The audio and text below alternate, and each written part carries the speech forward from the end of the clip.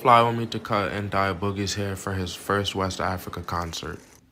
This was a real last-minute trip. I ended up taking a 7-hour flight to Brussels and a 6-hour flight to Gambia from Brussels. In the midst of that, I got an airport massage and ate breakfast at the Brussels Business Lounge. I touched down in Gambia, had a big feast, and got straight to work. I started off by giving his manager and a few of his friends a cut.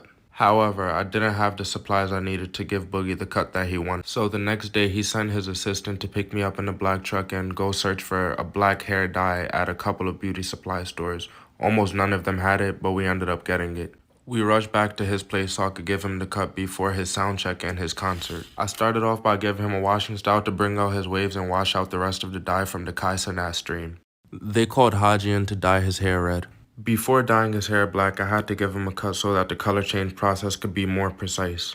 He liked the cut so much with the red dye that he was actually contemplating on keeping it that way. However, he was tired of the red dye, so we went on with the color change. I put the Vaseline on his forehead so his skin doesn't get irritated. I used a toothbrush for detail work and put on a heating cap to let the dye settle in. I washed out the dye using my Xaff hair care shampoo and conditioner and then continued on with the detail work to make the cut sharp. He really fucked with the cut. This isn't my first time getting flown out for a cut, but it was definitely my best experience because it was my first time ever dyeing someone's hair, and I'm glad I got to do it in the motherland.